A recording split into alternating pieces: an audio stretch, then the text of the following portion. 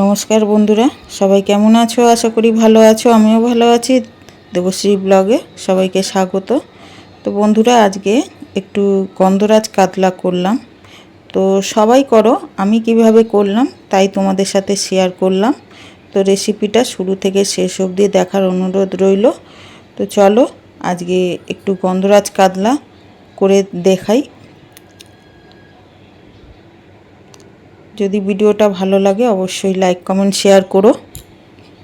তো welcome to my channel Debashree blog, সবাইকে স্বাগত। তো দেখতে পাচ্ছ এখানে আমি কাতলা মাছ নিয়ে নিয়েছি। এই যে কাতলা মাছ আমি ধুয়ে পরিষ্কার করে নিয়ে নিয়েছি। এখানে একটা গন্ধরাজ লেবু নিয়েছি, টক দই নিয়েছি, কাজু নিয়েছি আর পেঁয়াজ নিয়েছি।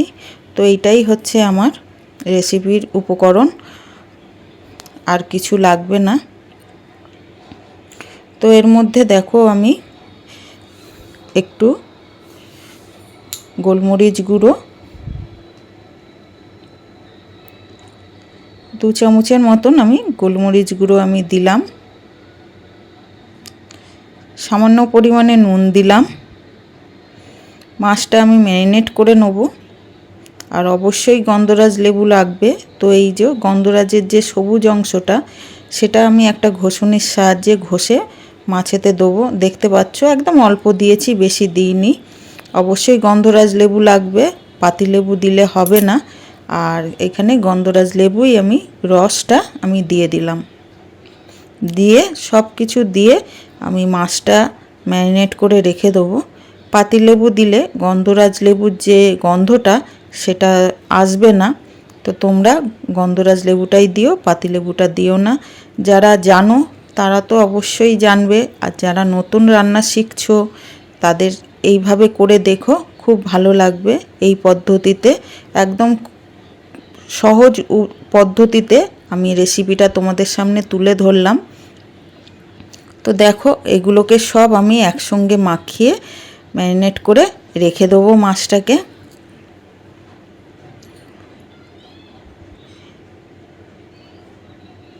এই 10-15 মিনিটের জন্য আমি ম্যারিনেট করে আমি রেখে দেবো। সব মাখানো হয়ে গেছে, আমি এটাকে ম্যারিনেট করে রেখে দেবো। তো এইখানে কড়া বসিয়ে দিয়েছি, কড়াতে তেলও নিয়ে নিয়েছি, দেখতে পাচ্ছ। কড়াতে তেল দিয়ে দিয়েছি। এবারে যে পেঁয়াজগুলো আছে সেই পেঁয়াজগুলো আমি আগে ভেজে তুলে নেব।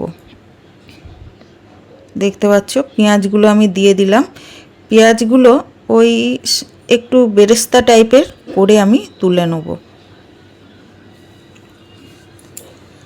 ওর মধ্যে কাঁচা পেঁয়াজ আমি ব্যবহার করব না।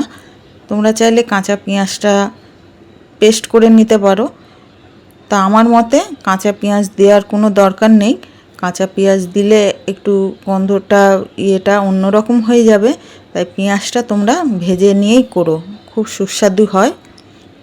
তো দেখো পেঁয়াজটা ভাজা হয়ে গেছে, আমি তুলে নিয়েছি। এবার ওই কড়াতেই আমি মাছগুলোকে একে একে ভেজে নেব, যেটা আমি ম্যারিনেট করে রেখেছিলাম।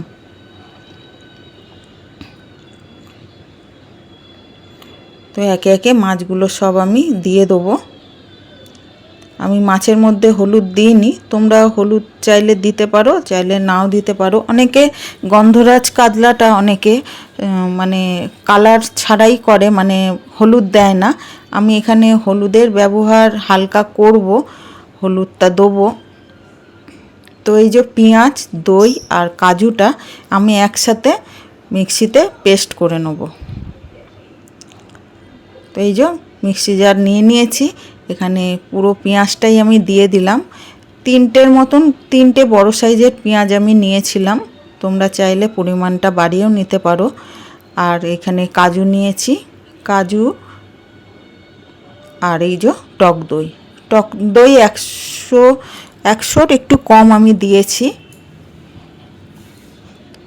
এখানে মাছ আমার ভাজা হয়ে গেছে, দেখতে পাচ্ছ। আমি বেশি কড়া করে ভাজিনি মাছটা, হালকা মানে মিডিয়াম সাইজের ভেজে নিয়েছি। দেখো ওই কড়াতেই আমি আবারও তেল আমি দিয়ে দিয়েছি, দেখতে পাচ্ছ। এই তেলেতেই যে পেস্টটা আমি করে রেখেছিলাম সেই পেস্টটা আমি দিয়ে দিলাম। আমি কিছু ফোড়ন দিইনি এখানে, ফোড়নের ব্যবহার আমি কিছু করিনি। তোমরা চাইলে একটু জিরে ফোড়ন দিতে পারো। আমি একদম অন্যরকমভাবে করার চেষ্টা করেছি, কোনো ফোড়ন আমি দিইনি। তো পেঁয়াজ, টক দই আর কাজুর যে পেস্টটা করেছিলাম সেটাকে দিয়ে ভালো করে নেড়েচেড়ে নেব। একটু অন্ধকার মনে হচ্ছে তোমাদের সবার, কেন সেই মুহূর্তে কারেন্টটাও চলে গেছে, ওই জন্য অন্ধকার অন্ধকার লাগছে। তো যতটা পেরেছি আলুতে করার চেষ্টা করেছি। এখানে পরিমাণ মতন লঙ্কা গুঁড়ো দিয়ে দিলাম, আর 1 চামচের মানে 1.5 চামচেরও হাফ আমি হলুদ গুঁড়ো দিয়ে দিলাম। এইটাকে ব্যাস, এইটাই হচ্ছে আমার গুঁড়ো মশলা। এইটাই দেবো, আর কিছু দেবো না। জিরে টিরে কিচ্ছু দেবো না আমি এর মধ্যে, জিরে গুঁড়ো টুড়ো কিচ্ছু দেবো না। এই প্লেনভাবেই এইটাকে করব। একটু সাদা সাদা ভাবটা অনেকে পছন্দ করে না, যার জন্য একটু কালারফুল আমি করলাম। তো তোমরা চাইলে একদম গ্রেভিটা সাদা রাখতে পারো, হলুদ ওখানে দিও না। আর পেস্টের সময় কাঁচা লঙ্কা পেস্ট দিয়ে দিতে পারো।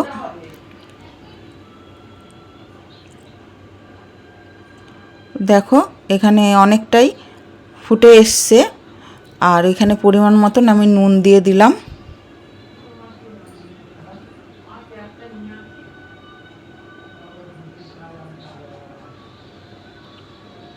দেখতে পাচ্ছ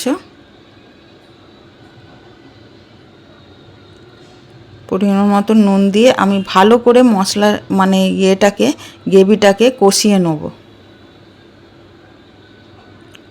অনেকটা মনে হচ্ছে এই গ্রেভিটা কষাতে কষাতে অল্প হয়ে যাবে। ভালো করে কাঁচা গন্ধটা যেন না ছাড়ে। দেখো ওপর থেকে তেল উঠতে শুরু করে দিয়েছে, দেখতে পাচ্ছ। আমার একদম মশলাটা কষানো হয়ে গেছে, দেখতে পাচ্ছ মশলাটা আমি কষানো হয়ে গেছে। এর মধ্যে এবার আমি জল দেবো। গরম জল দিয়েছি, উষ্ণ গরম জল।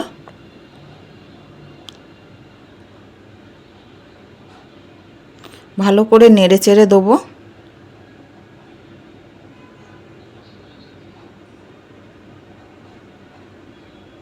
দেখো কত সুন্দর কালার এসছে।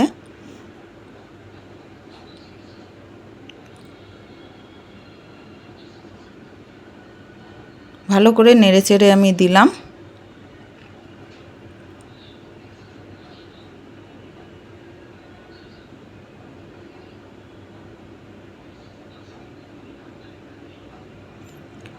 এই ঝোলটাকে একটু ফুটতে দিলাম, ফুটতে শুরু করেছে। আমি এবারে মাছগুলো একে একে সব সাজিয়ে দেবো।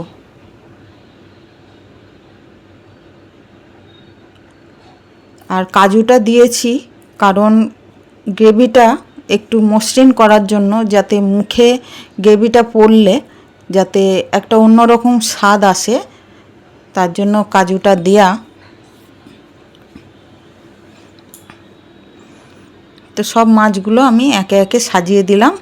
এবারে একটুখানি ঝোলের মধ্যে ফুটতে দেবো মাছগুলো, যাতে মাছের ভেতরেও যে গ্রেভির যে গন্ধটা, গন্ধরাজ লেবুর যে গন্ধটা, সেটা যেন মাছের ভেতরে ঢুকে যায় একদম। তো ঢাকনা চাপা দিয়ে দিলাম, ফিরে আসছি। তো চলো বন্ধুরা দেখি আমার গন্ধরাজ কাতলা রেসিপিটা কত দূর। তো দেখতে পাচ্ছ কালারটা খুব সুন্দর এসছে।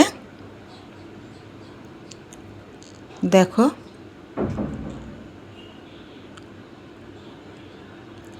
এর মধ্যে আমি দুটো স্লাইস করে গন্ধরাজ লেবু কেটে রেখেছিলাম, সেই দুটোকে আমি দিয়ে দিলাম। দিয়ে আবারও একটু আমি ঢাকনাটা চাপা দিয়ে দেবো, যাতে গন্ধরাজ লেবুর গন্ধটা পুরো রেসিপিটার মধ্যে একটু ছড়িয়ে যায়। দেখো হয়ে গেছে। এটাকে এবার আমি একটা পাত্রর মধ্যে নামিয়ে নেব। দেখতে পাচ্ছ আমি একটু ঝোল ঝোল রাখলাম, এটা টেনে নেবে। আর এই যে গন্ধরাজ লেবুর যে স্লাইসটা আমি কেটে দিয়েছিলাম সেটা, এইটাকে এইভাবেই আমি নাবাবো, কেন অনেকটা টেনে যাবে।